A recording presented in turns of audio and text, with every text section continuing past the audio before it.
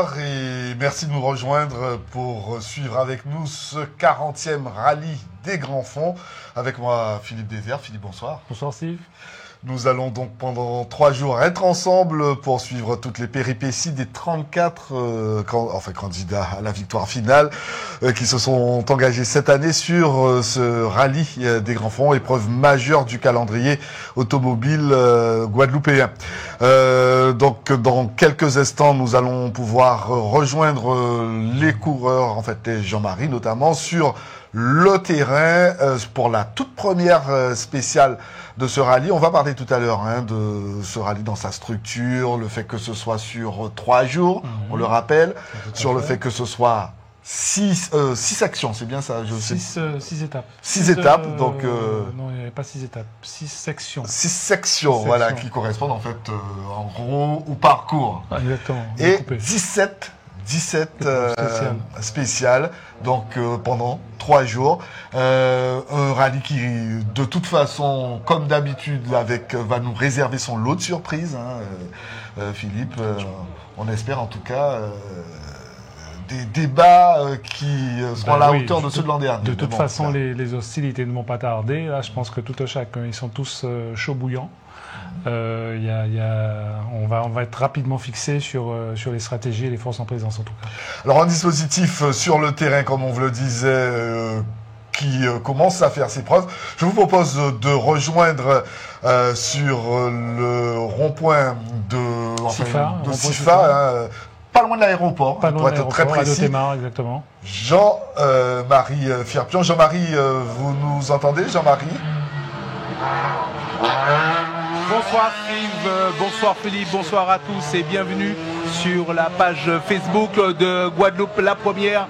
Bienvenue pour suivre ce rallye. Nous allons vous proposer 10 spéciales sur les 17 tout au long de ce week-end. À notre niveau, Ludovic Concel avec la voiture 0 qui vient de passer. Nous sommes à proximité de l'aéroport, vous savez, dans cette célèbre épingle où il y a beaucoup de monde déjà à nos côtés. Merci Jean-Marie, on a vu effectivement une foule importante. Ouais, c'est le lieu stratégique, c'est the place to be. Et je crois que les pilotes se donnent à cœur joie de passer tout en dérive. Je crois que ça c'est les premiers tours de roue, donc on se jauge un petit peu et on va voir un petit peu en fonction des chronos où ils vont continuer à monter un crescendo, enfin on verra. Alors quel est le rôle de cette voiture 0 qui vient de passer? Avertir, s'assurer que les conditions de sécurité sont en place, que le public est rangé où il faut. Là on a Simon Jean-Joseph au départ. Donc Simon Jean-Joseph qui va partir, qui va être le premier à partir. C'est le premier à partir sur la Porsche. Et ça y est, il est parti. Simon Jean-Joseph, donc qui vient de prendre le départ. Simon Jean-Joseph qui, sans doute cette année, fait partie des favoris. Il fait partie des favoris. On va dire que les autres R5 derrière vont chasser. Et je crois que les hostilités vont... Je ne pense pas qu'il y aura une course d'attente. D'accord. En tout cas... Juste un mot pour dire à Jean-Marie. Jean-Marie, Simon Jean-Joseph vient de partir.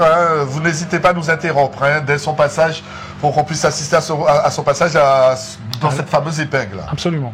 Donc là, on a Grégory Bucoser au départ sur une C3 R5. Donc il fait partie également des outsiders favoris. Bon, il découvre la voiture, ils sont deux. Le plus avantageux aujourd'hui dans le groupe R5, ça reste quand même Quentin Chailly, puisque Quentin a 2 courses d'avance sur ses adversaires directs dans le groupe. Et Grégory Bucoser, Jean-Marie Mavounzi découvre la R5. Et là, je pense que la différence peut se jouer en faveur de Quentin par rapport à ça. C'est dans ce groupe qu'il y a le plus de concurrence, on va dire, en tout cas de challenge. On va dire que oui, il y aura un gros challenge. Il y a également Rodrigue Théodore. Là, au départ, on a Quentin Chailly, qui, à mon sens... Et là, Jean-Marie pour le passage, donc, dans cette fameuse épingle à cheveux de Simon Jean-Joseph. Merci Jean-Marie. Oui, vous l'avez aperçu. Simon Jean-Joseph qui est passé, on tremble ici à notre niveau. Ça va aller très vite sur cette spéciale de Dotémar. Merci Jean-Marie. En tout cas, on a entendu aussi la foule, déjà enthousiaste. La foule est enthousiaste. Bon, là-dessus, en principe, la Porsche est avantagée. Il y a cependant, techniquement, sur le spécial, les Dodan qui peuvent le ralentir. Bon, ça y est, Quentin Chailly est parti, là. Donc, les chronos ne devraient pas tarder à tomber. Jean-Marie. Et donc là, comme je disais, ce rallye des grands fonds, c'est vrai qu'on n'insiste pas beaucoup. C'est véritablement une course qui est extrêmement populaire. Ok. Et voilà, je ne sais pas si vous apercevez les fumigènes et Grégory qui passe en trombe un petit peu plus au large que Simon. On a l'impression que Simon a mieux négocié cette épingle. Et vous le disiez, Philippe, la Porsche, elle est avantagée sur ses 4 premières spéciales d'Othémar et puis celle de Jarry. En vitesse de pointe, la Porsche est mieux. C'est une voiture plus typée circuit. L'inconvénient pour la Porsche va être les passages sur les Dodan. Je crois que les R5 ont l'avantage en rapidité sur l'approche du Dodan. Maintenant, bon, on verra. J'ai hâte de voir les chronos pour un peu voir un petit peu les forces en présence. Les Dodan qui sont de plus en plus présents. Ils sont de plus en plus présents. Ça devient vraiment un peu contraignant. Voilà. Allez, voilà, Quentin Chailly qui arrive à notre niveau, chers amis. Quentin Chailly qui arrive très rapide. Oh, il s'est un peu loupé quand même. Ah, Quentin s'est un peu loupé, on dirait, à cette épingle, chers amis. Je ne sais pas si vous l'avez vu, Philippe, sur l'image. Il a rattrapé à plusieurs reprises le véhicule. Pas évident, le passage de Quentin ici. Quentin m'avait dit lors d'une précédente interview qu'il ferait un peu le spectacle. Bon, moi, je ne suis pas partisan de faire du spectacle sur un rallye comme ça qui va démarrer à 200 à l'heure. Là, il s'est un petit peu loupé. Bon, j'espère qu'il va se reprendre au deuxième passage. J'ai aucun doute là-dessus. Mais je crois que les chronos vont être serrés. Et là, il ne faut pas perdre de temps à vouloir faire du spectacle forcément. C'est pas trop. C'est vrai que ça peut détendre et faire retomber un peu la pression.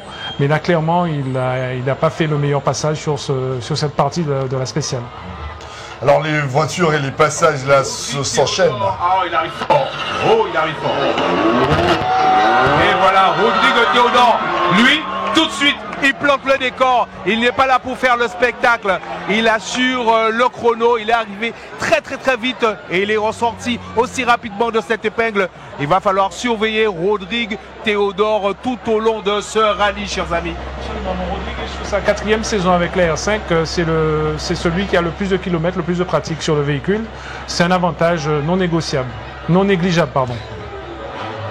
Ici au départ, on a Henri Nègre sur la 207 S2000 avec un tout nouveau copilote, Lionel Pinot.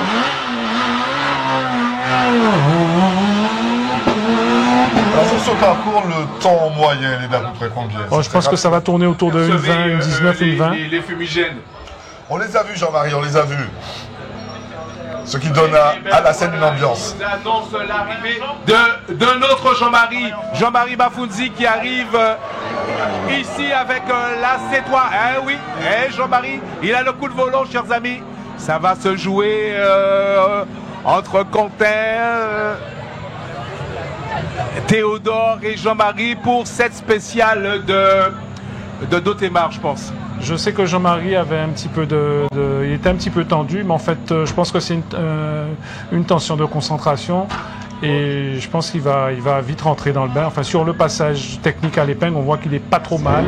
Il s'est un peu écarté du point de corde, mais la relance n'est pas trop mauvaise.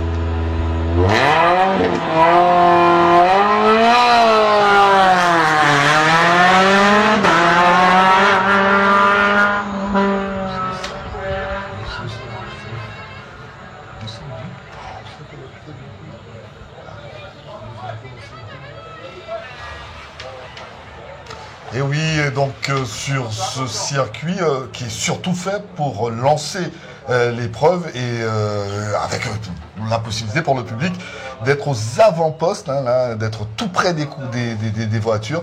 Sur les autres épreuves, à partir de demain, bon, voilà, elles sont plus longues, elles seront plus... Disons qu'il y aura de moins grosse concentration, puisque les spéciales seront beaucoup plus longues. Là, on a Henri Neg qui passe prudemment. Il a souviré, là. Il est un peu souviré. Je pense que s'il s'est rapproché pas mal du trottoir, soit il a peut-être une petite crevaison sur le pneu avant le train avant droit, parce que la voiture a souviré, elle s'est complètement rapprochée du bord, où il a dû mal négocier, où il est passé dans le mauvais rapport. Alors pour les béotiens comme moi, ceux qui s'y connaissent pas trop, est-ce qu'on peut dire que c'est pas nécessairement parce qu'on a fait le spectacle dans le virage en faisant un beau dérapage qu'on est le plus efficace et le plus rapide, Oui, il faut savoir qu'à partir d'un certain angle de dérive, on perd du temps. Maintenant, quand on arrive à passer en dérive tout en accélérant en accélération, on perd pas forcément de temps. Alors j'aurais une question sur les pneumatiques. Est-ce que c'est aussi important que pour la Formule 1, par exemple? C'est tout aussi important. Un mauvais choix de pneus en fonction d'un terrain peut vous faire perdre une course. Ok, c'est un autre passage. Visiblement une Clio. Cédric qui s'est aussi un peu loupé sur cette épingle. Je vais vous dire, elle n'a pas l'air comme ça, mais elle est très difficile à négocier, cette épingle du côté de la sortie de l'aéroport. Certains arrivent très vite, mais ferment trop. On a l'impression que ça survire un peu. Alors, il faut savoir que sur une épingle de la sorte, sur une traction, on n'est pas forcément avantagé, surtout si on arrive en survitesse. Survitesse, ce qui signifie qu'on arrive sur un freinage un peu tardif, forcément la voiture va s'ouvrir parce qu'on aura un angle de braquage important à faible vitesse, donc ce qui va forcément vous ramener vers l'extérieur. Le but du jeu, c'est avec une propulsion, soit on fait une mise en dérive propre et on essaie de se rapprocher progressivement du point de corde pour ressortir en accélération. Mais on voit tout de suite ceux qui n'ont pas trop perdu de temps à l'épingle. Pour l'instant, la Porsche est très très bien passée. Jean-Marie Mavunzi également. Grégory Bucoser est très très bien également.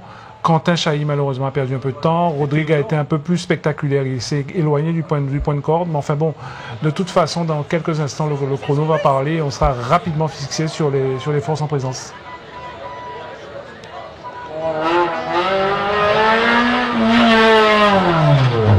Là, on assiste à l'arrivée. C'est la Clio F2000, ancienne génération. Il y a un moteur qui a encore de bons jours devant lui. Comme quoi. Alors justement, en matière de mécanique, c'est le même carburant qui est utilisé en rallye Non. Sur les R5, c'est de l'ETS. C'est un carburant relativement cher. Il n'est pas vendu dans le commerce par rapport aux moteurs pointus que sont les R5 et autres véhicules. Avec ça, si vous voulez, ça permet des cartographies optimisées avec une puissance... Quand vous parlez de cartographie... Le boîtier électronique. D'accord, voilà. Voilà. Là, on a Didier Clio au départ. Alors, cette Clio, c'est une Clio RS que Didier a refaite entièrement. Elle est vraiment magnifique. Je l'ai aperçue au départ au sortie de part tout à l'heure. Il a entièrement refait le véhicule. Elle est vraiment très très belle. Et puis on notera qu'il est aux couleurs de Guadeloupe la première, surtout. Oula. Alors lui on l'appelle le chasseur, c'est-à-dire qu'au passage de vitesse, il y a une coupure du boîtier électronique, ce qui fait qu'il peut changer les rapports sans lever le pied. Et on l'appelle le chasseur. C'est une auto-appellation par rapport aux coups de fusil. Mais ce ne sont pas des coups de fusil qui sont mortels, ni agressifs.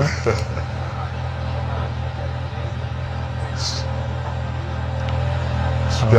C'est des pentes... Je crois qu'il est sur l'ancienne 306 Selectel. Et j'ai également discuté avec lui tout à l'heure. J'ai trouvé qu'il avait fait un choix très intelligent en enlevant un peu de puissance sur la voiture. Et l'a rendu beaucoup plus efficace. Parce que sur des tractions comme ça, monter à 250 chevaux, si on n'a pas les freins pour tenir ça, ou un châssis bien rigide, on n'est pas du tout efficace et on se fait plus d'effrayeur qu'autre chose. Et à propos de la transmission, sur ce type d'épreuve, les 4 roues motrices sont avantagées ou pas?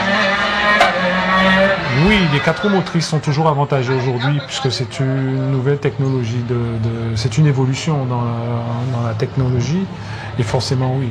Voilà un client sérieux, Stéphane Nègre, serein. Stéphane va faire une course d'attente, il va observer tout le monde. Il va attendre que ça se...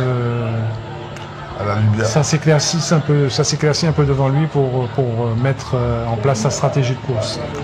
C'est un garçon qui a une intelligence de course hors concours, je dirais. Il est à surveiller, à prendre très au sérieux. Et qui régulièrement joue. Il a un très beau palmarès. Dans la cour des grands. Oui, il joue dans la cour des grands avec une auto. Il fait ce qu'il peut avec la voiture qu'il a. En tout cas, il a le mérite de bousculer la hiérarchie. L'an dernier, sur la spéciale de cette course, je crois qu'il a été l'un des seuls à descendre les chronos en même temps que Sébastien Loeb. Il n'était pas très loin sur la terre, sauf erreur de ma part, bien évidemment. Oui, tout à fait, c'est exactement vrai. C'est vrai. Donc là, à l'image, on va voir ici. On a Guillaume Cédric, Guillaume Didier, pardon. Apparemment, il a des petits soucis sur la voiture. Ouais. Eh oui, il va être rattrapé par le concurrent suivant qui arrive très rapidement. La pète Ronny.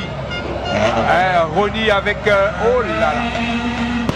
Il est sorti au large. Avec une voiture qui a un souci juste avant, comment ça se passe? Celle qui arrive ensuite, il se met sur le côté. En toute sportivité, fair play, il va s'organiser pour ne pas gêner le concurrent qui arrive derrière. Bien évidemment, s'il rentre sur une spéciale qui est étroite où un dépassement est impossible, ça devient pénalisant pour celui qui l'a rattrapé. Et donc à ce moment-là, la réglementation non, il n'y a pas de réglementation puisqu'il n'y a pas d'erreur. C'est aux concurrents de s'organiser entre eux. On vient de voir passer Jonas Guillaume qui est sur une Mitsu Evo 7 ou Evo 8. En voilà un garçon qui m'a impressionné au rallye de la Cannes. Je trouvais qu'il attaquait. Il a un gros cœur et j'espère qu'il ne va pas aborder le grand fond de la même façon. Je ne sais pas si vous avez aperçu le passage de Stéphane Nègre.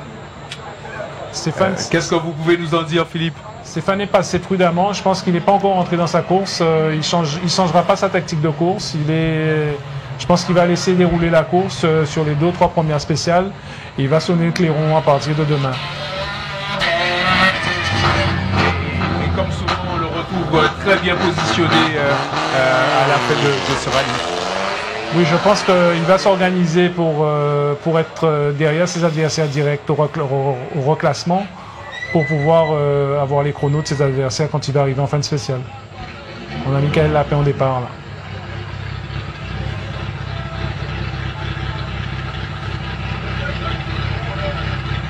Les lumières de Guillaume Jonas qui illuminent cette épingle à notre niveau, ici aux abords de l'aéroport. Jonas qui arrive très rapidement, mais malheureusement qui a un petit peu de mal à la sortie de cette épingle.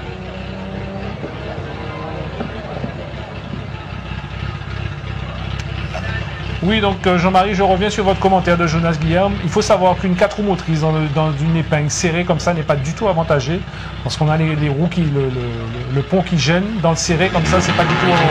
S'il passe pas au frein à main haute vitesse, on est pénalisé. Quelle serait donc la technique pour passer mieux avec une 4 roues motrice? Reprenez, Jean-Marie, je n'ai pas bien compris.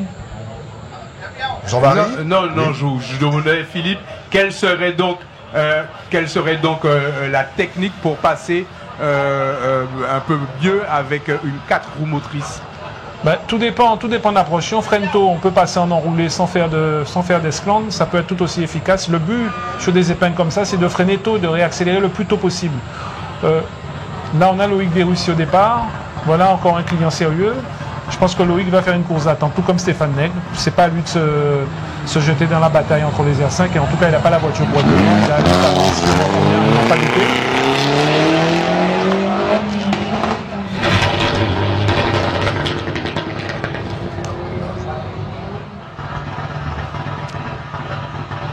Loïc Desrussiers au départ, Mitsubishi R4.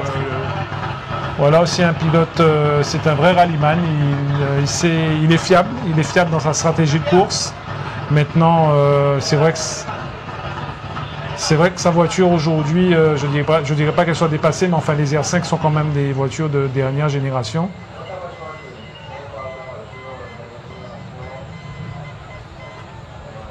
Je sais pas ce qui se passe. Il a coupé le. Je sais pas pourquoi il a coupé le moteur. Est-ce qu'il a reçu un ordre du directeur de course ou il y a peut-être un souci sur la spéciale?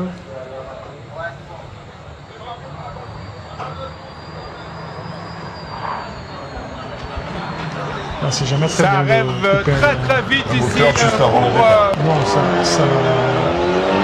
Michael Lapin. Oh là là, c'est passé très vite. Michael a bien récupéré sa voiture, vous savez, il il a fait une mise en dérive, il a remis les roues droites et il a réaccéléré, ce qui a permis au véhicule de ressortir, de reprendre sa trajectoire.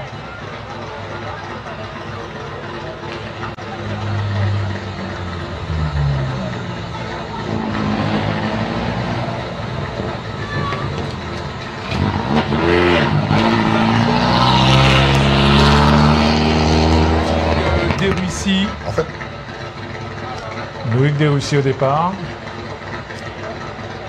Eh oui, nous attendons impatiemment ici Loïc Desrussiers. Je crois que c'est un client sérieux pour la victoire finale, Philippe.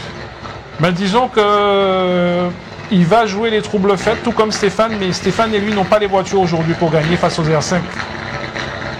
On dira que les fûts.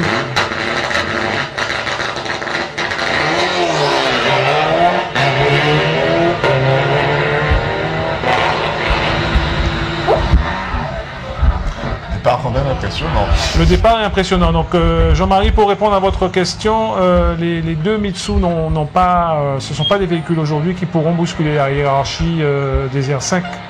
Enfin, en tout cas, si elles sont correctement conduites, on parle de nouvelles technologies de véhicules et ce sont encore des voitures plus évoluées avec des furieux. Il ne faut pas qu'on ait peur des mots. Ils vont vraiment se bagarrer là, les trois en R5. Et je pense que Loïc et Stéphane auront peut-être intérêt à faire des courses d'attente et observer ce qui se passe. Quand on parle de R5, soyons d'accord, hein, il s'agit de catégorie, hein, pas de modèle de véhicule. Pas de Renault 5 d'époque, non, rien à voir. Rien à voir, Steve.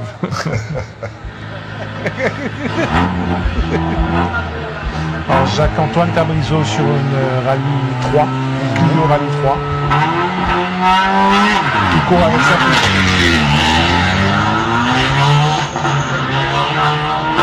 On voit déjà la puissance inférieure par rapport au déplacement. Est-ce qu'on peut considérer qu'il y a des courses dans la course? Absolument, absolument. Là, on a Sandro Nègre au départ. C'est son premier rallye en Guadeloupe. Je pense que Sandro va surprendre plus d'un. C'est un garçon qui, selon mes indices spéciaux, joue un petit peu en métropole.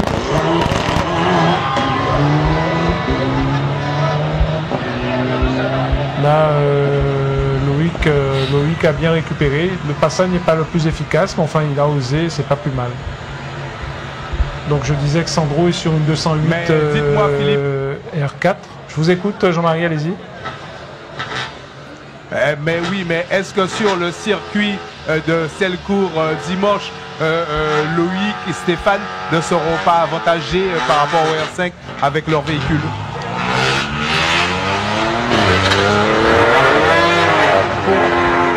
Jean-Marie, pour avoir vu ce que Stéphane a laissé entrevoir sur le Grand Fond 2024 sur Selcourt, je pense que c'est la référence aujourd'hui sur Selcourt.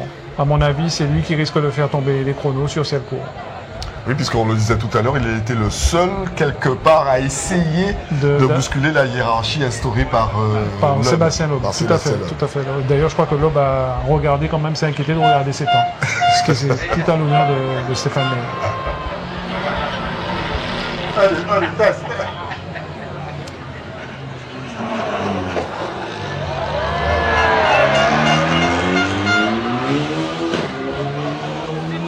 Alors, Jean-Marie, et nos amis de la Martinique. Allez-y, Jean-Marie. Eh oui, nos amis Cabrisso, père et fille, que nous avons rencontrés aux alentours de la plage de Babin. Très sympathique, mais voilà, le passage l'était un peu moins. Tout à fait. Disons qu'il est arrivé très vite. Il a maintenu un frein à main un peu trop longtemps, ce qui fait qu'il a perdu du temps à la reprise de gaz. La voiture, il a perdu un peu en vitesse. Et tout ce qu'il a gagné au départ, il a un peu reperdu. C'est pas le passage le plus efficace, effectivement. Et si nous pouvions faire une comparaison avec la Clio de Cabrisso et celle de Denzo Mavunzi.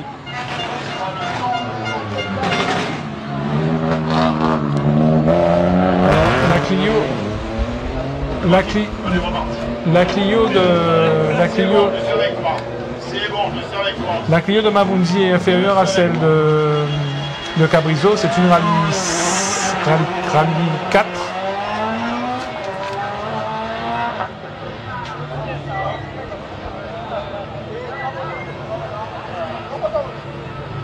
On a Cabrisso qui franchit, qui passe l'arrivée. L'arrivée qui est juste derrière. En zone de décélération. Décélération qui est juste derrière un certain magasin d'ameublement, c'est ça? Exactement, c'est ça. Voilà. Pas loin du cinéma aussi. Pas loin du cinéma. Alors on a un Coriolan au départ. Voilà encore un véhicule qui est entretenu par Lionel Saint-Plus. Il faut qu'on puisse parler de Lionel qui est un pilote généreux qui aide ses adversaires directs. Et ça mérite d'être salué. C'est un garçon, Lionel s'est couché hier soir à 3h30 du matin et pour aider ses camarades. Et moi je lui tiens mon chapeau, c'est vraiment un homme à respecter et à encourager dans sa démarche.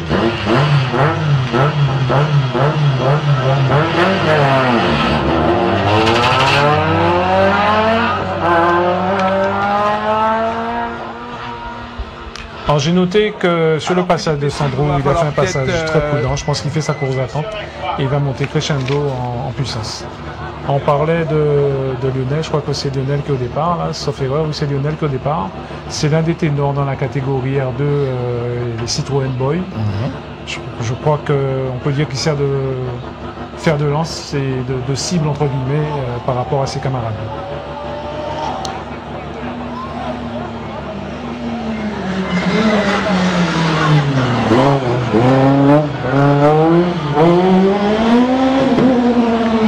Nicolas Loubert sur la Citroën C2 qui va être justement en duel avec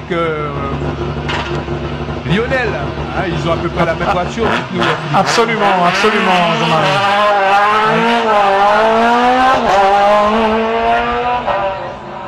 Lionel vient de partir, Lionel Saint-Plus vient de partir. Donc pour revenir au passage de Nicolas Loubert, il a souviré pas mal.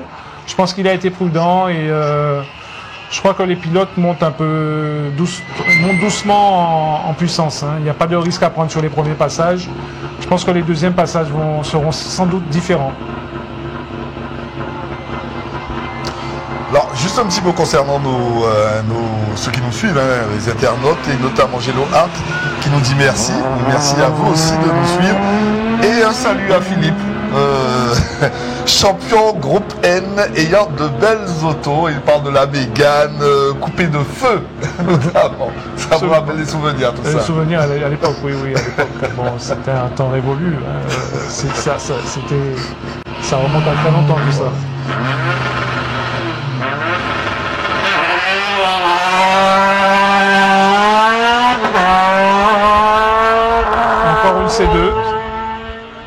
Encore une C2, je n'ai pas vu qui était l'équipage, quel était l'équipage. Alors là, on a Patrice Pierreville et Livieux Lanoir au départ. Patrice Pierreville, c'est un ancien motard, il a fait du super motard. C'est un pilote qui a de très belles trajectoires. Il est à son deuxième rallye avec la voiture, tout nouvel équipage. Livieux a été un des copilotes à l'époque. C'était pas bien aussi à la compétition. Alors ce passage était pas de mine, mais il était très efficace. D'accord. Il y a une reprise de gaz qui est le passage de se fait très tôt.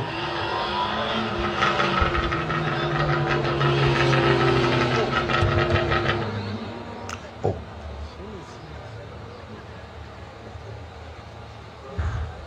Alors là, chers amis, qu'est-ce que vous pouvez nous dire sur ces premiers tours de roue? Reprenez Jean-Marie, je n'ai pas bien compris.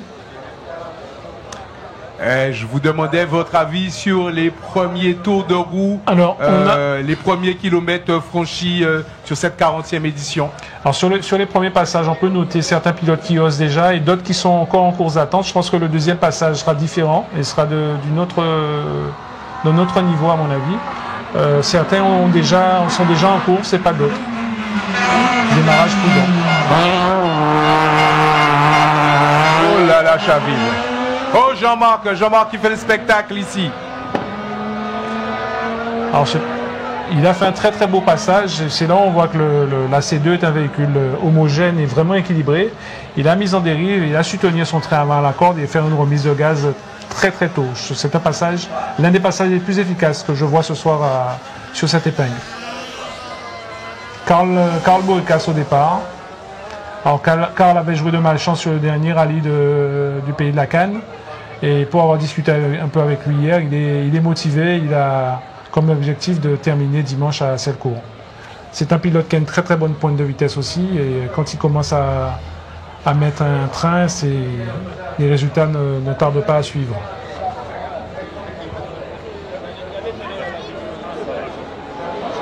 Ah, c'est pour lui.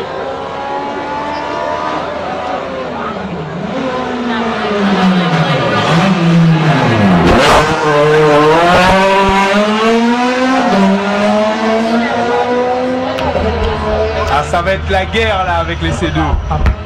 Absolument. Patrice Pierreville est en train de prendre ses marques. C'est pas trop mal ce qu'il a fait. Maintenant, attendons les chronos pour confirmation de mes analyses.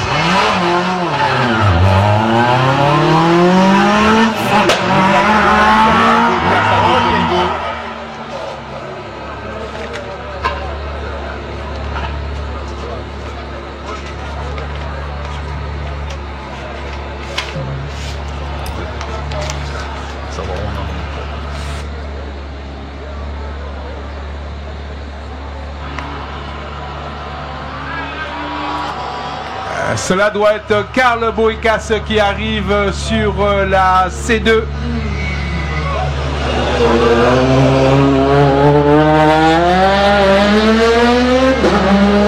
C'est bien ça, Karl, que nous avons rencontré aux alentours de la plage de Babin, qui nous disait qu'il avait apporté quelques améliorations à cette C2 après sa mésaventure de l'an dernier, qu'il était très prêt. Nous allons donc pouvoir le retrouver peut-être ultérieurement, une petite pastille pour voir un peu comment Karl se prépare sur cette édition du rallye.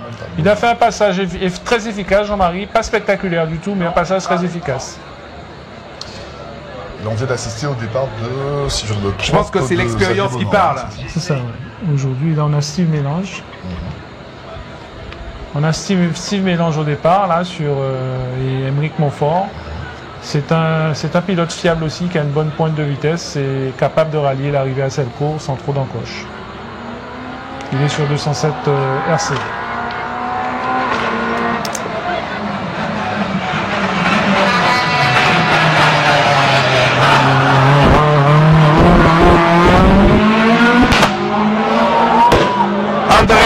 Vincent ici à notre niveau, passage plutôt conventionnel, sans prise de risque.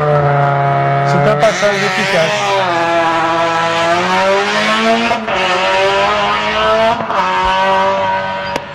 C'est un passage très efficace. Alors est-ce qu'il se dessine déjà une hiérarchie mais nous n'avons pas les chronos, je ne vais pas me précipiter dans mon analyse, mais je pense qu'on devrait... attendons de voir les chronos pour pouvoir dire ce qu'il en est. On a Willem Pommier au départ. Il faut encourager ce jeune qui a eu beaucoup de galères sur ses précédentes épreuves. Et là, ça va mieux. Il était serein, il est content. Et son objectif, c'est de rallier l'arrivée dimanche à Selcourt.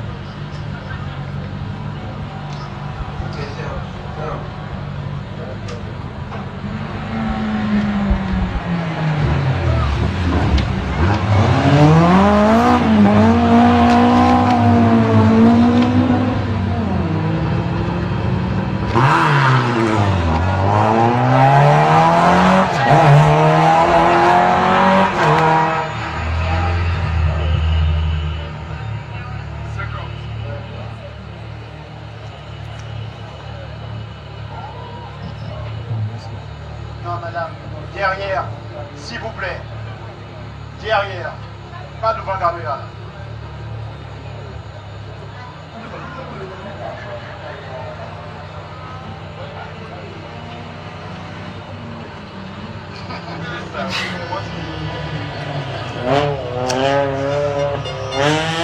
Oula, Steve qui est parti très au large, qui a tenté d'enrouler, mais il n'a pas trop désaccéléré. Alors, Jean-Marie, j'ai une nouvelle assez surprenante et agréable. Jean-Marie Mavounzi fait le scratch en 2,25. Simon Jean-Joseph est à 2,27. Grégory Bullcozer est en 2,29. Rodrigue Théodore également dans la même seconde, 2,29. Quentin Chahuy en 2,31. Stéphane Nègre en 2,33. Et Loïc Desroussiers en 2,39. Alors dans la redistribution, Jean-Marie, vous m'entendez, Jean-Marie?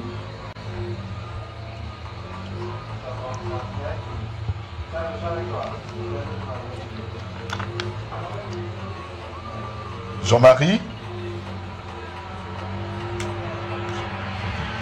Donc Jean-Marie qui momentanément ne nous entend pas. Donc mais on rappelle que pour l'instant c'est finalement... c'est Jean-Marie Mavounzi qui fait le meilleur temps. Qui fait le meilleur temps, voilà, le scratch.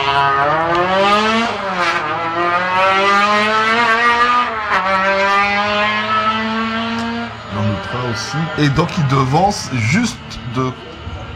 Il devance Simon de 2 secondes. C'est beaucoup. C'est beaucoup. C'est beaucoup quand on connaît la vitesse de pointe de la Porsche. C'est même surprenant.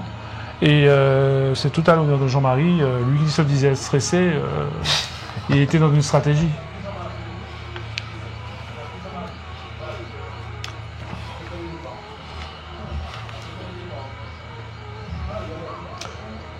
Et c'est Enzo qui va prendre le départ.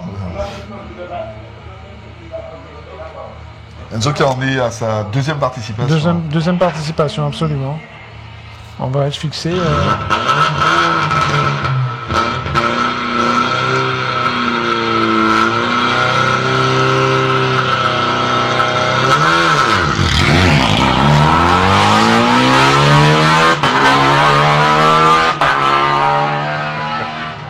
Enzo a fait un départ prudent, un départ mou, on va dire. Je pense qu'il va rentrer rapidement dans la course.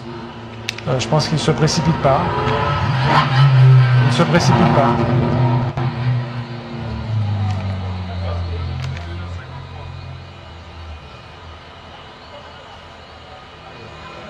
À l'image, Bruno Ngadassami sur une Clio R4, Rallye 4. Il avait joué de malchance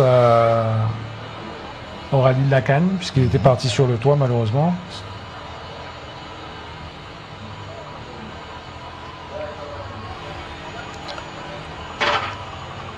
Devrait être l'avant-dernier à prendre le départ de cette première spéciale.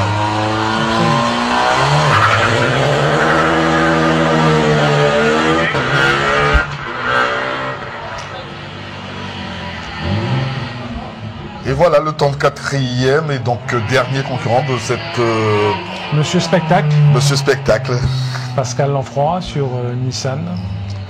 On espère pouvoir retrouver entre-temps pour assister à son passage de l'épingle éventuellement.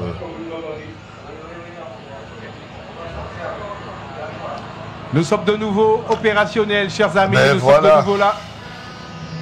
Alors Jean-Marie, j'ai le plaisir de vous informer que Jean-Marie Mavounzi fait le temps scratch sur le premier passage en 2,25 pardon. Et la Porsche avec Simon Jean-Joseph est en 2,27. Grégory Bullcozer est troisième en 2,29. Alors, est-ce que vous êtes étonné? Est-ce que vous êtes étonné? Très étonné. Très étonné, ce qui signifie que par rapport à ce que par rapport à mon analyse, je pensais que la Porsche aurait été devant sur ce circuit. Si elle n'est pas devant sur Dotemar et sur Jarry, je pense que ça risque d'être compliqué pour Simon. Soit il fait une course d'attente, ou on est là pour voir. On sera de toute façon rapidement fixé. En tout cas, je tire mon chapeau à Jean-Marie Mavunzi qui découvre cette C3 R5. Et on va dire que ce garçon a une facilité d'adaptation hors concours. Pour être déjà dans les temps de la Porsche et voir dominer, être devant Simon Jean-Joseph, je ne suis pas sûr que ce soit donné à tout le monde. Tout à fait. Et c'est Olivier Trésor qui va prendre le départ, mais pas nécessairement dans l'ordre qui nous avait été communiqué par l'organisateur. Donc c'est qu'il a peut-être eu un petit problème. Alors non, je pense que par rapport à son classement, peut-être qu'ils ont demandé à le reclasser pour ne pas gêner les adversaires qui partaient juste après lui.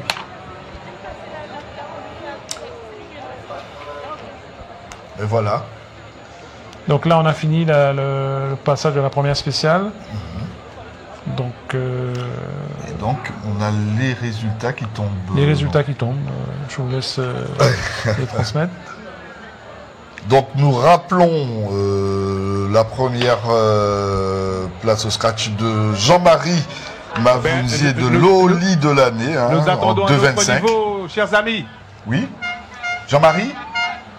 Ah oui, bien Pascal, la voiture 34, oui. Monsieur Spectacle. Monsieur Fait le spectacle ici à notre niveau. La Nissan qui fait le spectacle ici, qui fait soulever la foule de Dotemar. Alors, Jean-Marie, sans vouloir minimiser la performance de Jean-Marie Mavunzi,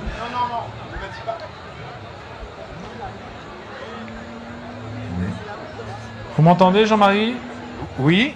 Oui, sans vouloir minimiser la performance de Jean-Marie Mavunzi, est-ce que Simon n'a pas levé le pied sur les nombreux dodanes dans Dotemar? J'en sais trop rien.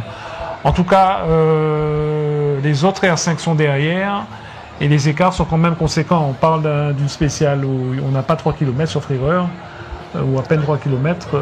Jean-Marie a quand même pris un 3 km 80. 3 km 800 exactement. Ses adversaires directs sont déjà Théodore à 4 secondes, à 4 secondes, ça fait quand même beaucoup déjà ça veut dire que Jean-Marie était pratiquement une seconde au kill plus vite que ses adversaires.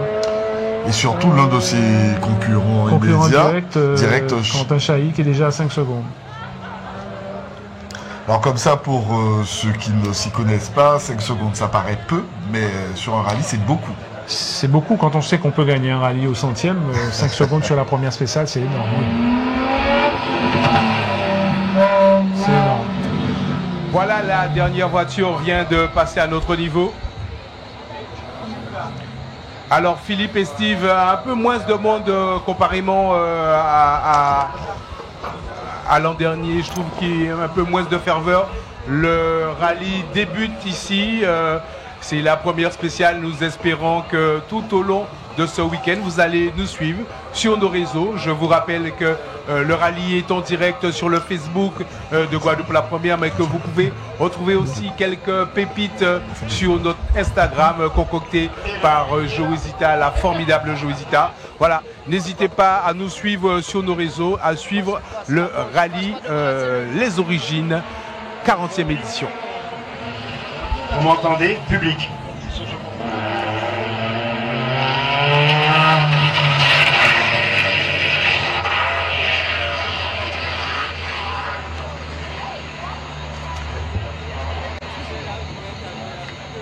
Quelques mots avec le public, c'est ce que vous nous proposez.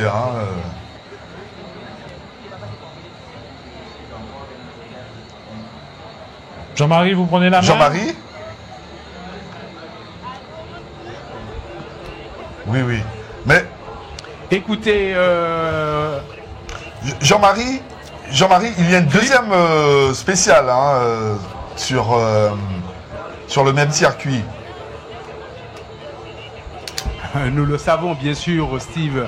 Bien sûr, nous attendons. C'est juste pour vous dire qu'on va rester. Oui.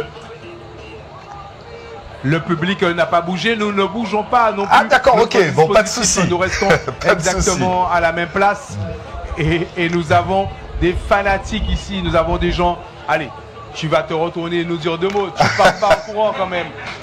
Jean-Marie, votre charme légendaire ne fonctionne plus. Mais tout à l'heure, je vous assure, mon charme ne fonctionne plus, mais je vous assure, tout à l'heure, elle nous donnait les tons scratch. Elle les a en direct sur son smartphone et elle nous indiquait que Enzo est à la 10e position de cette première spéciale au ton scratch. Et elle félicitait aussi Jean-Marie Mafunzi pour sa première position sur cette première spéciale. Non, Stéphanie Sandro.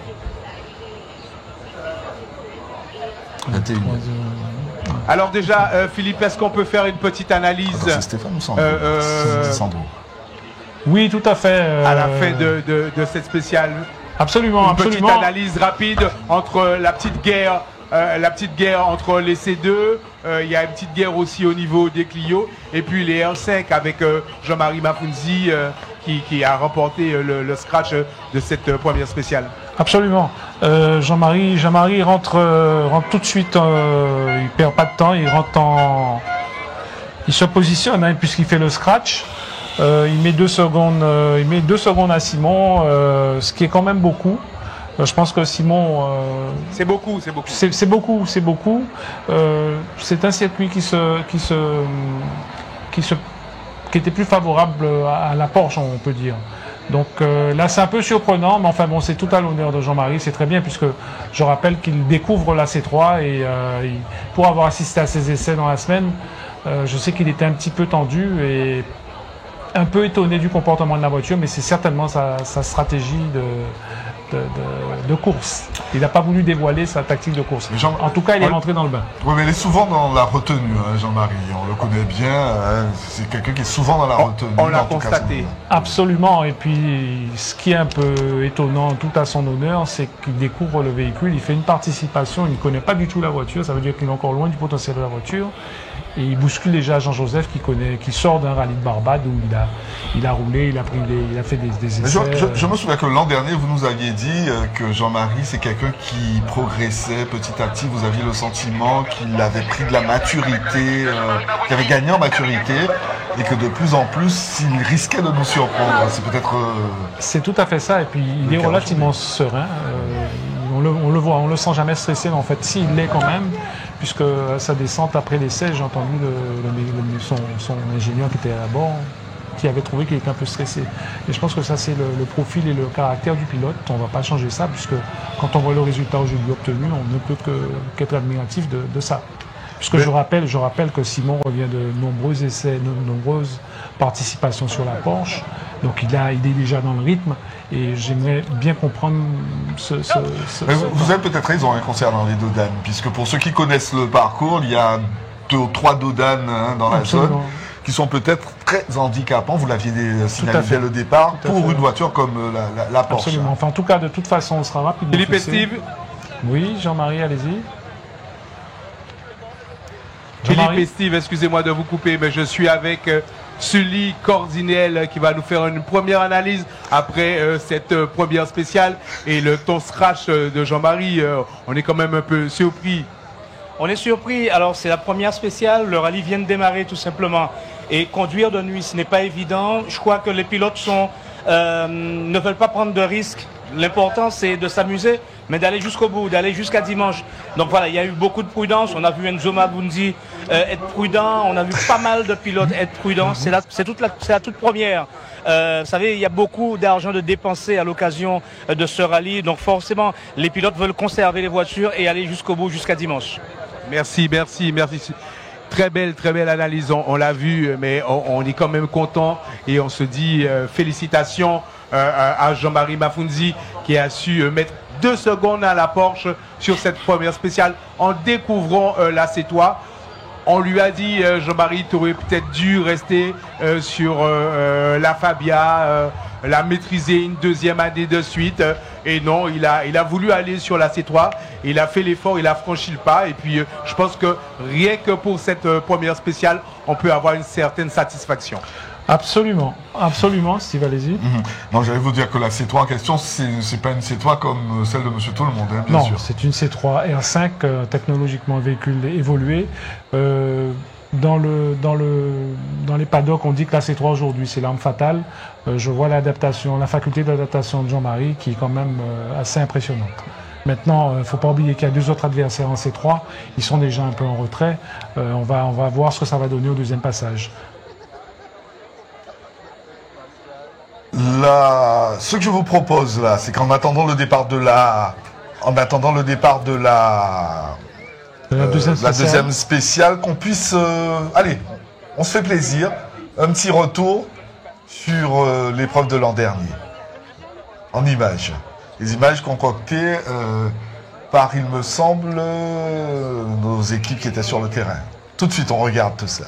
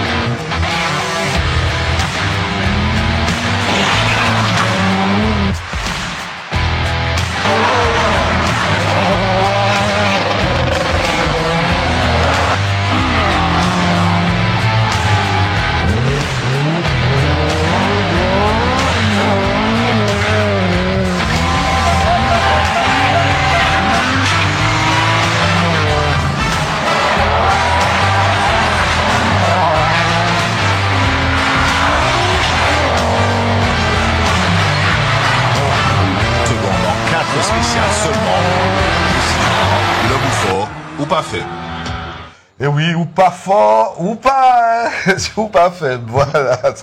En tout cas, de belles images, hein, de beaux souvenirs avec une participation toute extraordinaire de Sébastien Loeb, qui était, allez, disons les choses franchement, qui était un petit peu au-dessus du lot. Hein, oui, en fait, Sébastien Loeb, c'est un ONUP champion du monde. C'est pas le même niveau. C'est un honneur pour nous de pouvoir faire venir ce type de pilote chez nous. Ça permet de voir on voit l'écart. Hein. Il a joué tout le rallye, tout le week-end, il n'a jamais eu la pression. Il a fait une belle démonstration et puis ça a permis à nos pilotes locaux de se remettre un peu en question et il a servi un peu de lièvre. De lièvre, oui. On avait vu l'an dernier, on a parlé de Stéphane Nègre qui avait quand même réussi quelque part à jouer dans la même cour que lui. Disons, sur cette course, il a été surpris de l'évolution du niveau de pilotage de Stéphane Nègre, on le sent. Loeb, c'est un pilote qui a roulé sur le Paris-Dakar. Il fait une spéciale sur Selcourt qui fait 2 km ou 3 km à peine. Il voit qu'il n'y a pas beaucoup de pilotes qui descendent les chronos, donc forcément, ça ne peut que le surprendre. Ok, donc on va rejoindre Jean-Marie sur le terrain. Jean-Marie, vous êtes avec un invité. Je suis avec un ancien pilote. Non, ce n'est pas Sébastien Loeb, c'est Patrice Basile et qui me disait qu'il faisait une confidence. Bonsoir, il y a Philippe qui vous regarde. Vous pouvez dire un petit bonsoir à Philippe Désert. Bonsoir Philippe, on a été concurrents à une époque. Oui, Philippe, il a été votre concurrent à une époque, c'est bien ça? Oui. On s'est battu dans le challenge 106. Et après, dans les autres catégories, on n'a pas arrêté de se tirer la bourre, comme on dit. Et Patrice me disait que Simon sera beaucoup plus rapide sur le deuxième passage. Là, il était en reconnaissance et qu'il va refaire son retard incessamment sous peu. Mais comment vous trouvez cette édition du rallye, vous qui avez vécu sûrement par les années précédentes, est-ce que vous trouvez que ça a évolué dans le bon sens? Ah oui, dans le bon sens bien sûr, puisque maintenant on a des super voitures comme à l'époque de Berville, Bourreau et compagnie. Je suis très content de voir qu'on a un plateau aussi garni quasiment que celui de l'année dernière, peut-être plus, et avec en plus un suspense qui va être incroyable, parce que les bagarres dans tous les secteurs, hein, ça va être sur les R5, sur les petites voitures, non, ça va être super, je pense qu'on va vivre un grand rallye, vraiment. Ça vous donne pas envie de reprendre le volant? Ah ben bien sûr, comme tout le monde. Donc je pense que si j'ai l'opportunité, bien sûr, ce sera avec plaisir que je reviendrai dans le circuit, forcément. Parce que quand on voit ça, on a envie de revenir, hein, forcément. L'odeur, l'odeur des pneus, l'odeur de l'essence. Et c'est l'univers de la course automobile.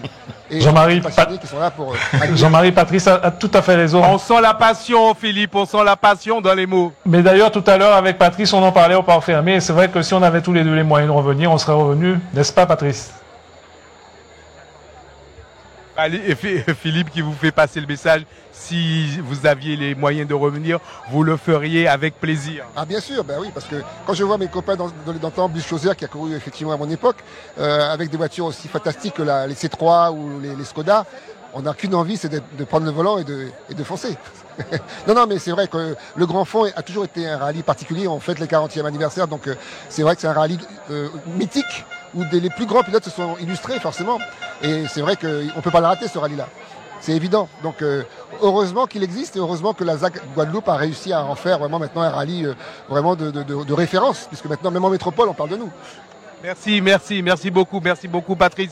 Voilà Philippe, des passionnés comme vous qui ont encore toute la ferveur et tout l'amour du sport automobile. Absolument, tout à fait, et ça fait toujours plaisir de revoir un concurrent d'époque. Et là, ce sont les voitures. On sent vraiment la voiture de sécurité qui ont commencé à tourner. Soit complètement bloqué, sécurisé, pour que les voitures officielles puissent partir en toute quiétude.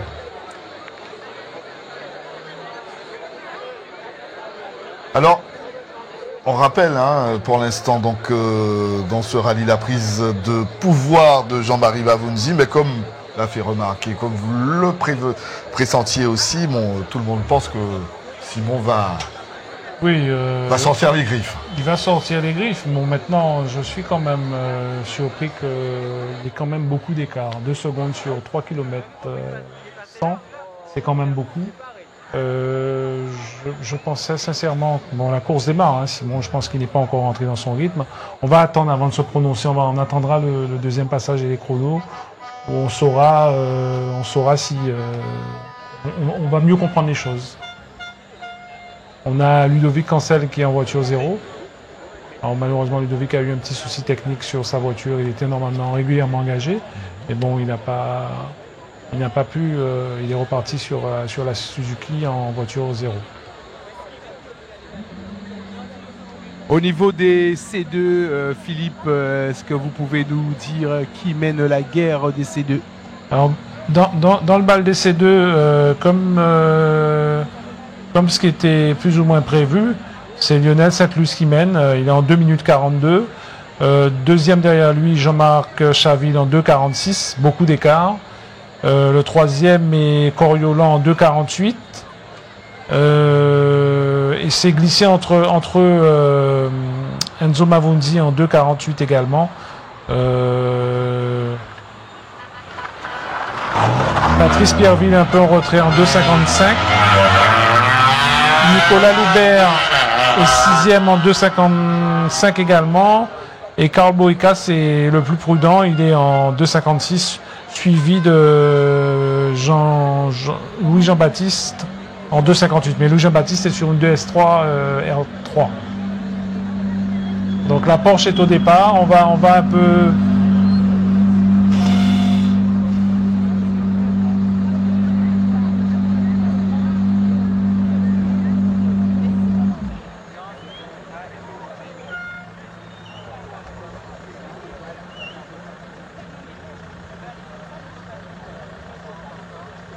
Alors Simon au départ, en fonction du départ, on saura s'il va monter encore en puissance ou en attaque surtout. On espère avoir son temps en temps réel, on va dire comme ça. On va essayer de l'avoir en temps réel. Et connaissant le bonhomme, je pense qu'il est capable de descendre le chrono.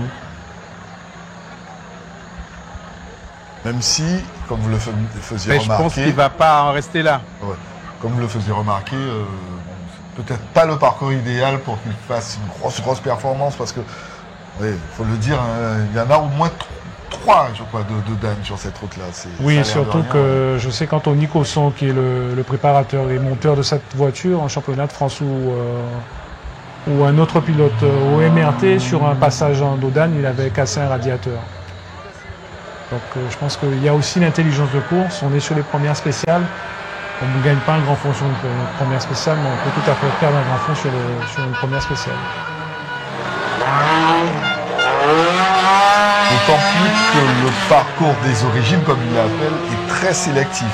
Pour avoir fait quelques reconnaissances, là, C'est un parcours très sélectif, c'est du rapide avec des spéciales salles, très techniques. Et là, il faut vraiment jouer de dextérité et être prudent. Rester concentré et maintenir une cadence. Surtout ne pas surpiloter et ne pas se déconcentrer sur un faux rythme. On va assister au départ de la Porsche de Simon Jean-Joseph. Donc, le chrono précédent de Simon était de 2 minutes 27 secondes et 6 centièmes. On va voir s'il va exploser le chrono, s'il va pouvoir descendre les chronos. La portière ouverte, c'est pour la chaleur qui fait à l'intérieur de la voiture. La chaleur, oui, aérer un peu l'habitacle, voilà. Ça y est. Là, il est sous ordre de départ.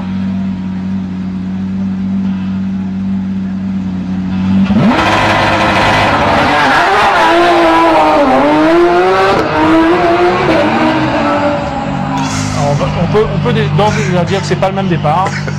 Je ne sais pas si vous avez remarqué sur la technologie, une Porsche qui démarre en haut dans les tours sans partir en dérive. Je peux vous dire qu'il y a un launch control là-dessus des anti. Parce qu'il s'agit d'une propulsion. C'est une propulsion. On n'a pas vu que c'est une propulsion. Il y a une motricité qui est extraordinaire. Il n'y a pas de perte de temps. Il est parti comme un boulet. Là. Alors pour ceux qui ne savent pas, la propulsion, c'est-à-dire que c'est les roues arrière qui entraînent. Qui entraînent, voilà. Donc on a Grégory Bukoser au départ. Grégory sur son précédent passage était en 2 minutes 29 secondes 6 centièmes. Il a déjà 4 secondes et un dixième de retard sur Jean-Marie Mavunzi.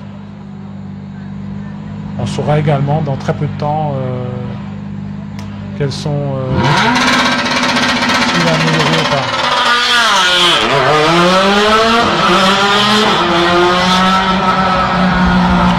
Allez, les lumières il s'est appliqué sur son départ. Jean-Joseph à notre niveau. Oula. Simon qui arrive très très rapidement à notre niveau. Effectivement, Simon a haussé le rythme et on dérive, mais tout en contrôle au niveau de cette épingle. Il est passé beaucoup plus vite que lors du premier passage. Je suis convaincu, Jean-Marie, que les chronos vont encore bouger. Il est passé tout en accélération, c'est très bien. Alors Quentin tâchera de rattraper le retard, puisque Quentin, sauf erreur, est déjà pratiquement à 5 secondes. Quentin, son passage précédent était en 2:31,20. Effectivement, il est à 5 secondes 7 centièmes.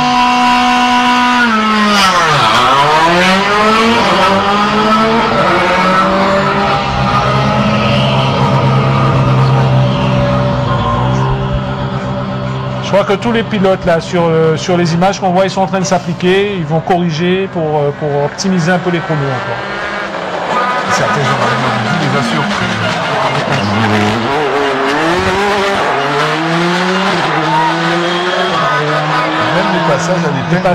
Le passage de Grégory Bukoser est très efficace. En entrée de courbe, il est en motricité, donc en reprise de gaz, et il finit son épingle toujours en reprise de gaz. Il n'a pas perdu de temps au passage. Je pense que le premier passage était une reconnaissance pour la majorité des pilotes et que lors du deuxième passage, les chronos vont s'affoler. Absolument, Jean-Marie.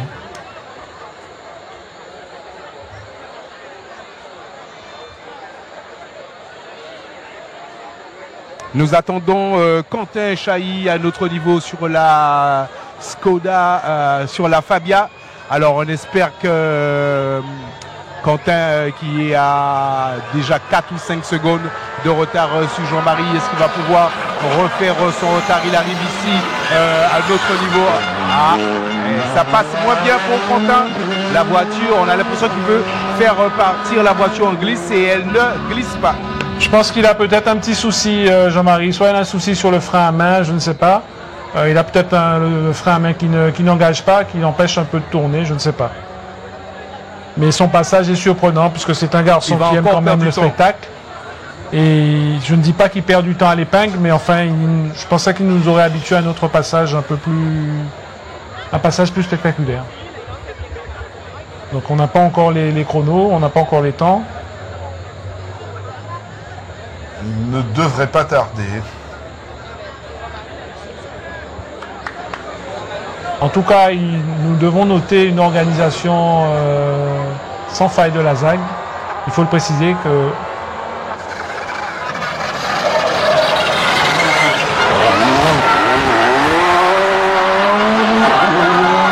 j'ai le sentiment que tous les passages sont plus efficaces. Pascal.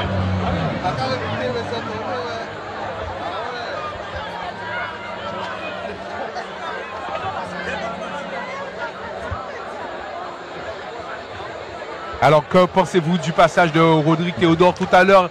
Il est passé un petit peu comme cela, mais il est moins rapide que Jean-Marie. Il est un peu trop généreux dans la dérive et c'est forcément pas l'avantage du chrono, Jean-Marie. Très spectaculaire, mais pas l'avantage du chrono. Et d'ailleurs, ça se ressent sur ses chronos. Au premier passage, il est à 4 secondes de Jean-Marie. Hein. Et dans les temps de Grégory Bukoser. Et nous attendons Jean-Marie Mapoundi qui arrive à notre niveau. C'est efficace aussi là.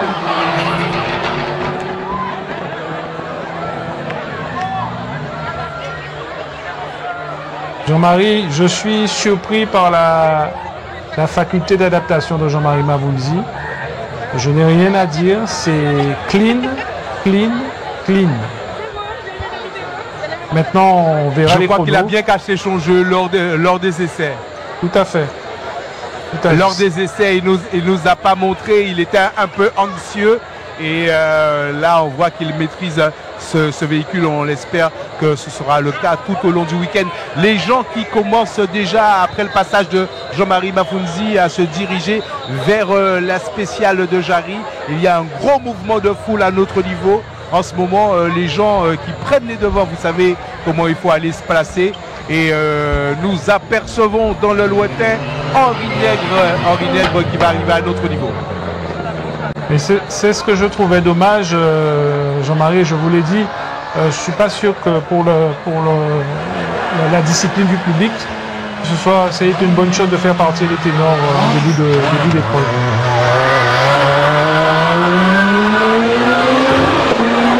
Exactement, parce que tout de suite après le passage de Jean-Marie Mapoundi, vous avez eu un gros mouvement de foule et les gens commencent d'ores et déjà à se diriger vers le circuit de Jarry.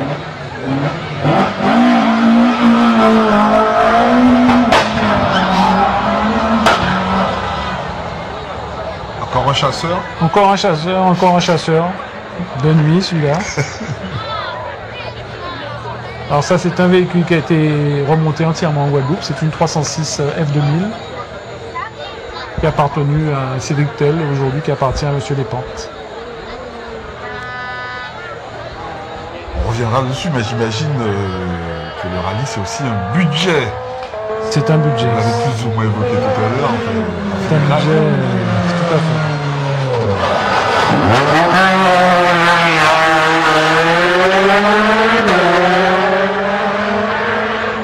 Épingle loupée pour Cédric Gariba. Oui, enfin il a osé, il a perdu un peu de temps sur le redémarrage. Ce sont des choses qui arrivent.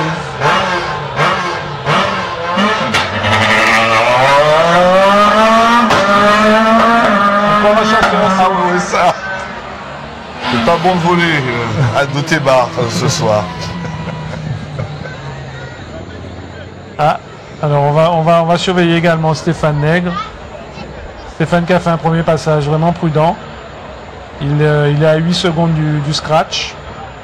Je pense qu'il est il fait une course d'attente.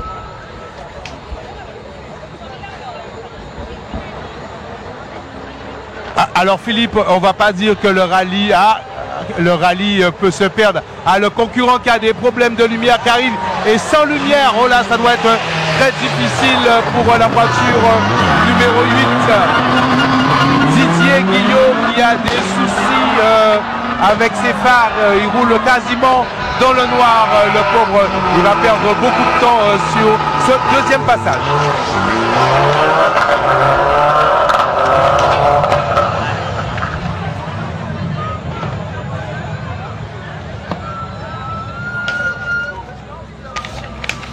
Philippe et Steve, je ne sais pas si vous avez aperçu la Renault Clio de Guillaume Didier sans lumière sur le circuit, que cela doit être difficile et dangereux pour le pilote.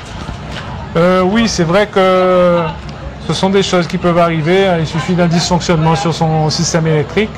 On peut comprendre que ça puisse causer des problèmes, surtout sur un rallye de nuit. Bon, Dotemar a un peu d'éclairage public. Ça limite un peu les contraintes. Même si ce soir, on dirait que cet éclairage public est quelque peu défaillant. L'éclairage est défaillant, mais il y a une partie du circuit qui doit être quand même un peu éclairée.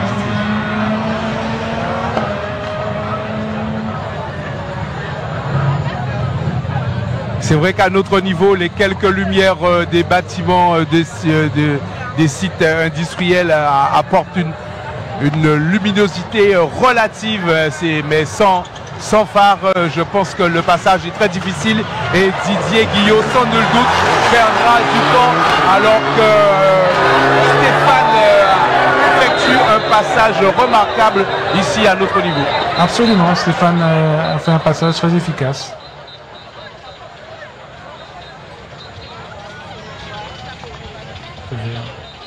Alors je voulais vous demander, Philippe, on ne peut pas gagner le rallye sur les 2 premières spéciales de Dotemar, mais on peut sûrement le perdre déjà. Mais écoutez Jean-Marie, je reviens vers vous, Jean-Marie, parce que figurez-vous que Stéphane, Jean-Marie m'a vous dit refait encore le scratch et il descend les chronos de 2 secondes. Là, Simon Jean-Joseph est ex aequo avec lui. Et Jean-Marie carrément creuse déjà l'écart face à ses concurrents directs que sont Buchholzer, Chailly et les autres du groupe R5. Donc la bagarre est en train de se jouer, enfin pour le moment, entre Jean-Joseph et Maboundi. Et je pense que pour l'instant Maboundi est en tête. Au meilleur des 2 spéciales. C'est une agréable surprise. C'est une agréable surprise. Donc Mavoudi est en tête après les 2 spéciales. Jean-Joseph est à 33 centièmes.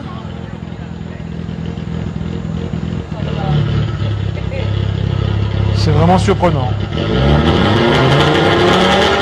33 centièmes sur ce passage ou sur l'ensemble des 2 spéciales de Dotemar. Donc Théodore est repassé devant Buchholzer sur le 2e passage.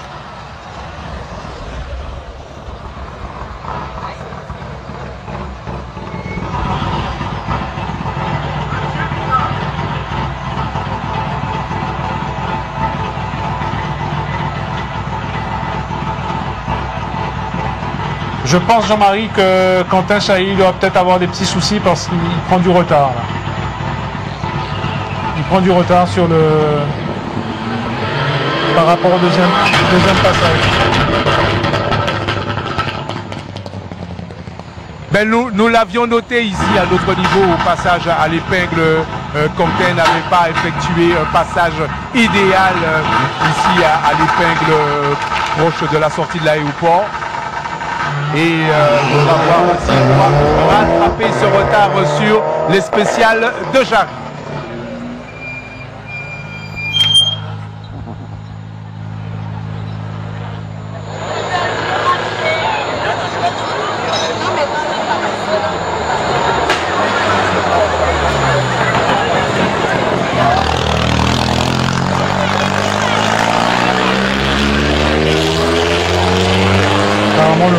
Alors, c'est pas ce qui se passe pour Patrice. Patrice Carène, qui doit sûrement avoir un souci sur son véhicule.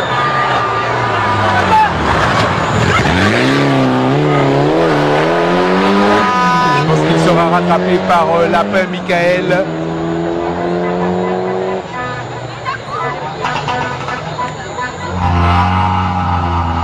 Voilà de plus en plus de personnes qui quittent le circuit ici.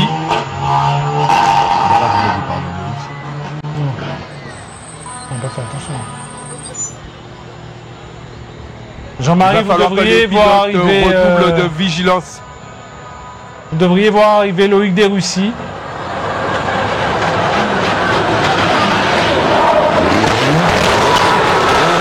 Voilà comment faire du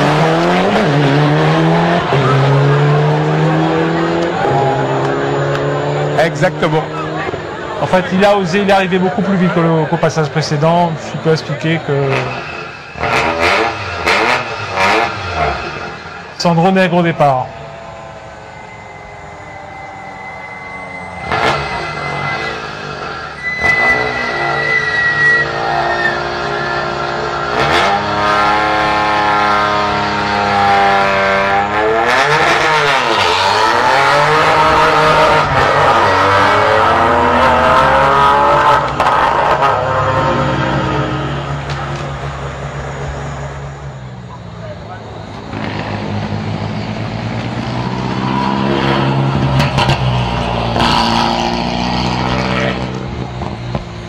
Exactement à la mi-spéciale.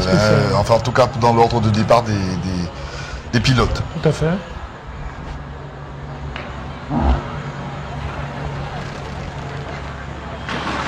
Louis Jean-Baptiste. Baptiste Louis. Un pilote régulier, prudent. Il fait sa petite course tranquille. Sur la DS3. L'équipage Cabrissot qui vient de passer à notre niveau un peu plus rapidement que lors du premier passage.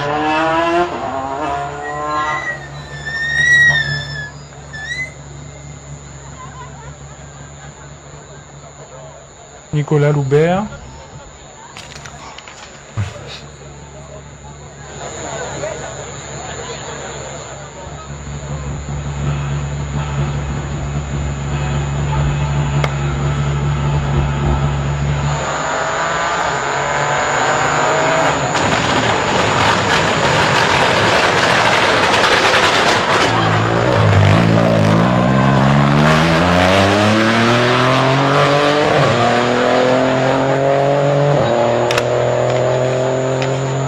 Sandro Nègre a un passage très efficace, pas spectaculaire mais efficace.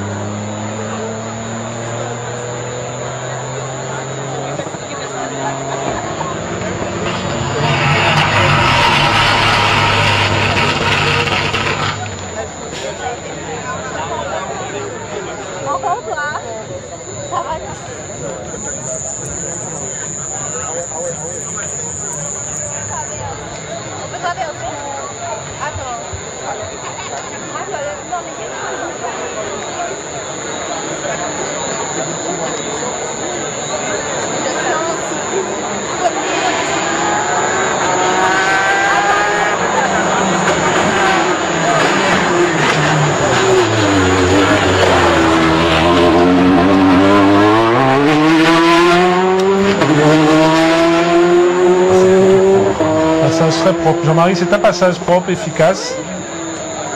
Comme on va continuer à dire qu'il n'est pas spectaculaire, mais efficace. Effectivement, un passage très propre à notre niveau. Nous venons d'apercevoir la marraine de ce rallye des Grands Fonds.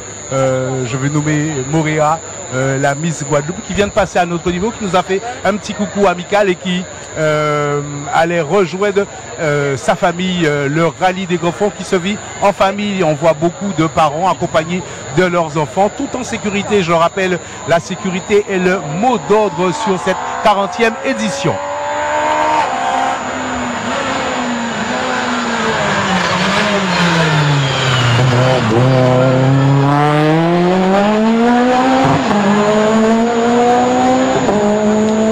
Voilà Nicolas Loubert qui vient de passer très efficacement. Absolument Jean-Marie, un passage propre et très efficace. À n'en pas douter que Nicolas va améliorer les chronos.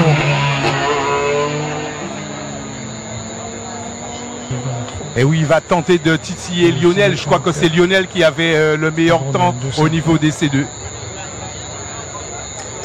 Et voilà ce que je vous disais. Sandro Nègre a commencé une amorce de remontée puisque il fait le 9e temps. Là, il est passé, je crois qu'il est devant les... On va attendre de voir les C2.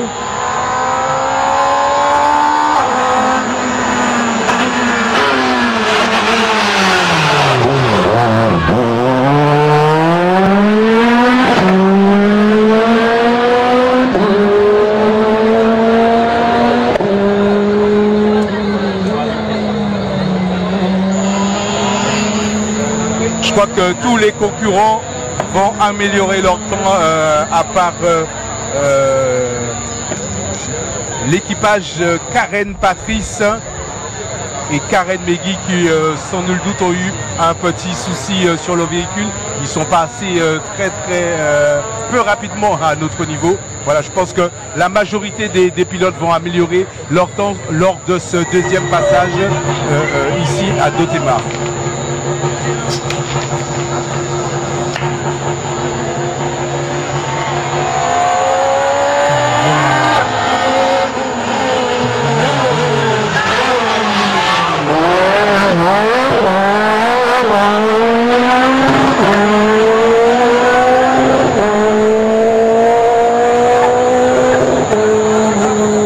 Je crois que Lionel connaît à merveille ça, ces deux. Il a surtout un coup de volant exceptionnel. Mais c'est vrai que ça fait longtemps qu'il pratique la C2, il roule beaucoup. Et il a l'ambition de partir rouler en métropole prochainement. Vraiment très sympathique pilote.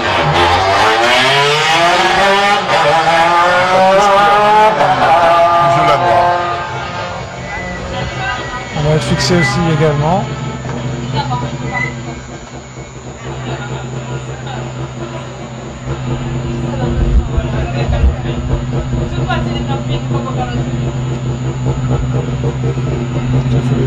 Nous attendons Jean-Marc Chaville à notre niveau et nous voyons Jean-Marc qui arrive très rapidement.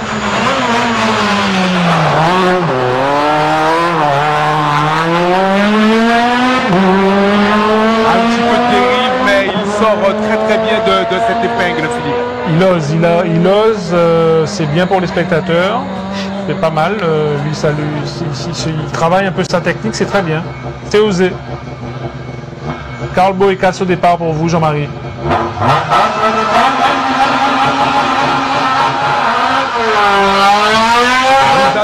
Carl avec impatience.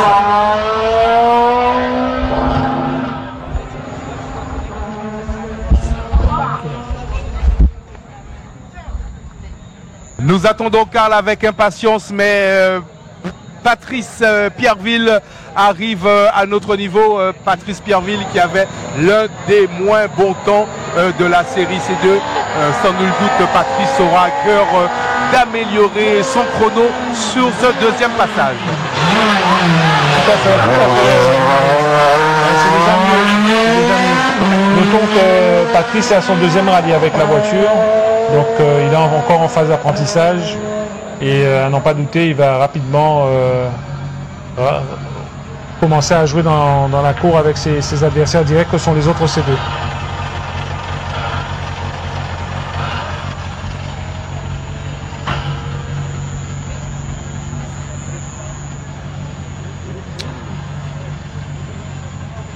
Je note que quand même il n'y a aucune femme comme pilote.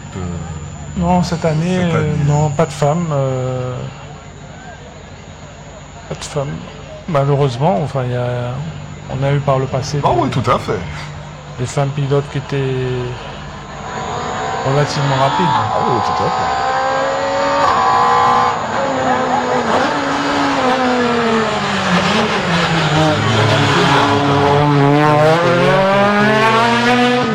À l'époque du Challenge 106.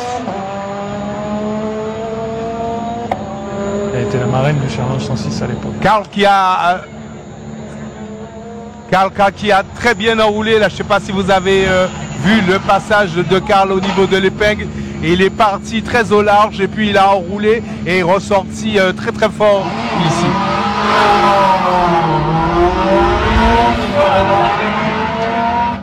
Absolument, c'est un passage qu'il a bien négocié. C'est important, si vous voulez, sur un passage technique, sur une épingle, que la remise de gaz se fasse le plus rapidement possible pour ne pas perdre de temps. Et sur le passage de Karl, on a vu qu'il est monté un peu large pour repiquer et réaccélérer très tôt. C'est une technique qui peut s'avérer payante.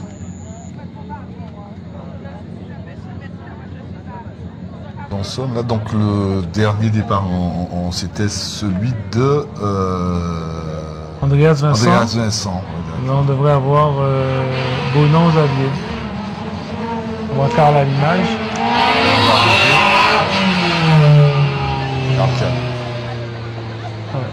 Alors fini, et donc juste après, en fait, toutes les voitures, elles partent pour Jarry. Jarry.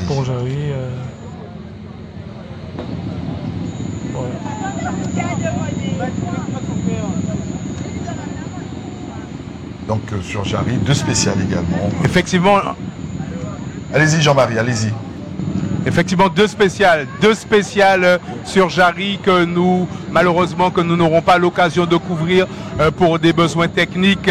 Nous allons nous retrouver demain. Nous suivrons la fin de cette spéciale ici à Dotemar et nous attendons à notre niveau Andreas Vincent, toujours sur une Peugeot 206. Andreas Vincent qui arrive à notre niveau.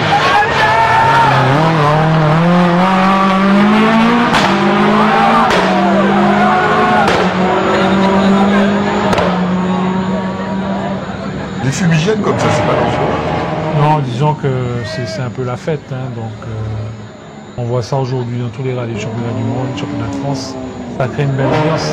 Ça fait de l'ambiance. Mais on voit que le nombreux public quand même est déjà parti sur Jarry. Ça, je l'avais dit.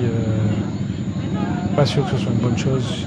Ici, on a encore une maîtrise du public, mais quand il va falloir partir avec les véhicules, il y a encore des concurrents sur les catégories inférieures encore en course, ça peut être un peu embêtant. Parce que dans l'esprit du public, c'est peut-être tout simplement... C'est toute l'équipe d'Edwin que nous avons rencontrée lors des essais au niveau de Babin. Toute l'équipe d'Edwin Anchouaï qui est là avec les fumigènes et qui met l'ambiance. Vous entendez les motos qui se préparent à partir. Bien sûr, et bien sûr. À notre niveau, l'équipage numéro 26. Il s'agit de Xavier Bonan et de Kelly Ménard.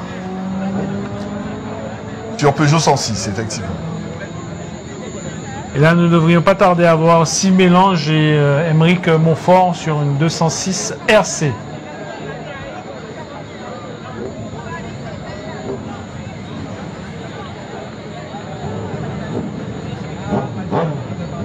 Alors effectivement, il y a une belle bataille avec les 206, les Clio, la 106 de Bonan Xavier. Voilà, ça fera une belle petite bataille dans ces catégories un peu plus modestes, si on peut s'exprimer de la sorte. Absolument, c'est une catégorie inférieure où il y a souvent de très très belles bagarres. Et c'est aussi une catégorie qui permet à tout un chacun de bien évoluer, parce que ça se bat au centième en général.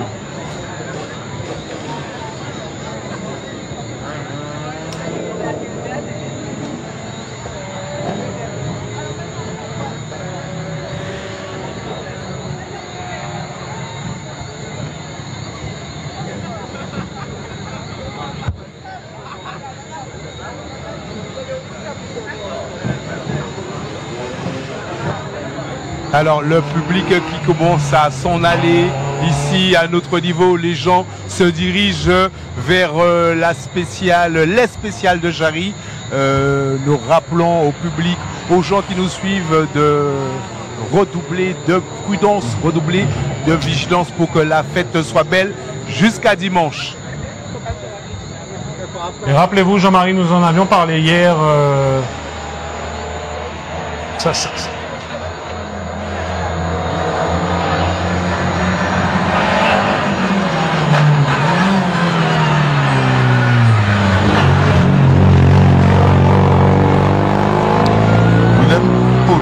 A priori, qui vient de passer.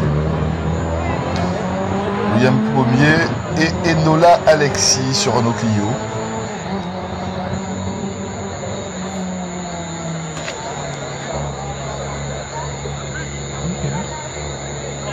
Qui sont passés relativement doucement. Hein. On se demande s'ils n'avaient pas un petit souci sur cette Renault Clio. On le rappelle, la majorité des candidats, enfin des pilotes, des équipages ont amélioré leur chrono lors de ce deuxième passage.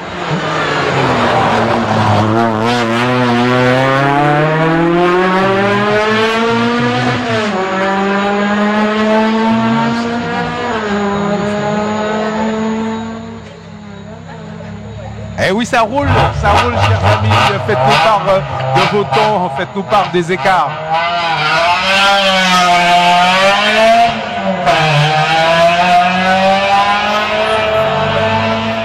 Alors, si je peux me permettre, c'est du très beau son, hein, ça, je trouve. Ce sont des moteurs atmosphériques bien gonflés, bien préparés, avec de belles cages thoraciques. Alors Gilles Broumier à droite qui a été pilote, elle est copilote de Bruno Vengalassano, et donc elle avait joué de malchance l'année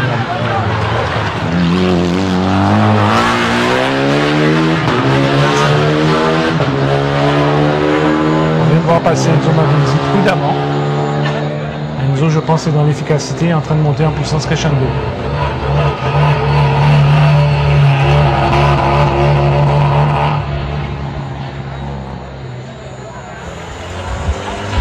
On connaît Enzo, c'est un pilote posé qui prend ses marques et qui, comme vous le disiez, va monter en puissance petit à petit tout au long de ce rallye. Il nous l'avait dit à lui, il va jouer la carte de la prudence et au fur et à mesure, quand il aura pris ses marques, il va monter en puissance.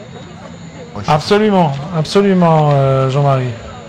Et comme je vous dis, nous sommes sur les premières spéciales du rallye des grands fonds et les stratégies se mettent en place lentement.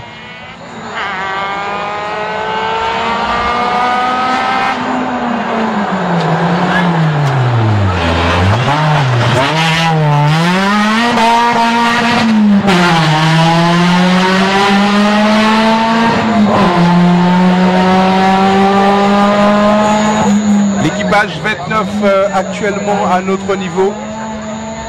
Sagan Lancastre sur une Peugeot 206.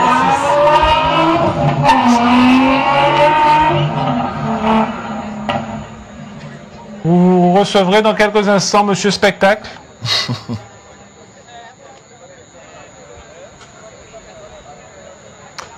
Alors pour ce qui est du départ, c'est la fin de cette deuxième spéciale. Donc encore sur le circuit 4 pilotes. On a vu passer Mavunzi et Enzo. Ah ben non, deux pilotes. Deux pilotes. Il reste 2 pilotes. Il me semble que Trésor. Ah oui, Trésor Olivier est déjà parti. Donc à l'image normalement on vient à Saint-Mini-Boulet.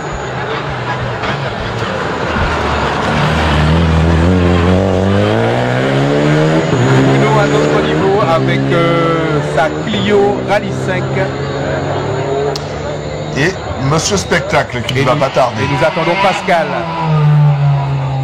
C'est l'arrivée de... La fameuse Nissan qui fait le spectacle exactement très sympathique. Pascal qui va nous offrir une belle glisse sans nul doute. Tout à fait. Vous avez entièrement raison, Jean-Marie. Attention, et Monsieur Spectacle qui devrait arriver. Pascal Lanfroy-Nazac.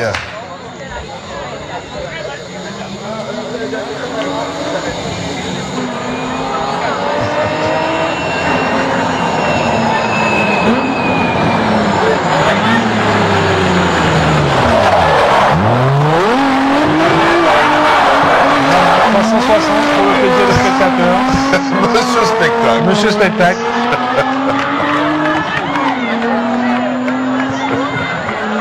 Il nous l'avait dit qu'il allait assurer le spectacle. Il nous l'avait dit. Nous l'avons rencontré dans son entrepôt. Il préparait la voiture et puis aussi celle de Quentin Chailly. Il l'avait dit, il sera là pour assurer le spectacle. Et voilà, c'est comme ça que se termine à notre niveau cette deuxième spéciale ici à Dotebar. Le spectacle va se poursuivre du côté de Jarry et nous nous arrêtons là, messieurs. Merci Jean-Marie. On se donne rendez-vous demain. Voilà, merci, à demain, merci de nous avoir suivis. Rendez-vous demain sur le Facebook de Guadeloupe, la première pour la première spéciale. Nous serons présents.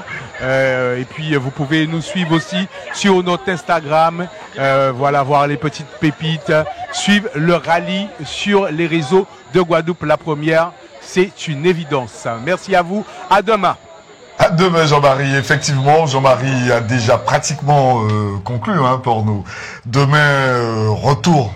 Retour des départs des hostilités. Les hostilités, on va dire ça comme ça. On saura après la cinquième spéciale, la 21 km. Hein. Tout à fait, Boisvert-Valera. Ça va être un premier juge de paix, parce que là je pense que tout un chacun aura à cœur de remettre un peu les pendules à l'heure pour ceux qui estiment être en retard sur leurs objectifs. Boisvert-Valera sur une distance de 21 km 400, c'est pas rien, c'est de la distance. Le retour aux origines, cette spéciale, on l'avait déjà l'an dernier. Non, on n'avait pas l'an dernier. De mémoire, on n'a pas eu non plus il y a très longtemps, à l'époque. Mais pour revenir à la stratégie de course, je pense qu'aujourd'hui, je revois un peu ma position parce que j'avais donné la Porsche favori à Dotebar et également sur Jarry. Maintenant, on va voir.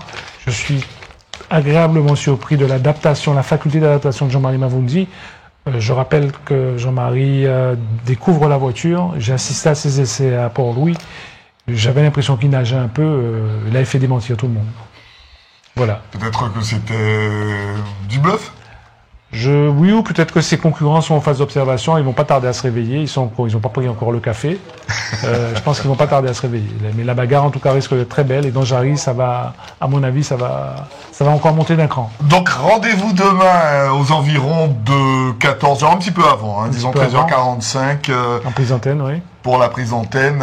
Donc, nous espérons que vous serez là avec nous pour suivre. Vous avez compris, un événement qui s'annonce haut en couleur. Merci beaucoup d'avoir été avec nous ce soir.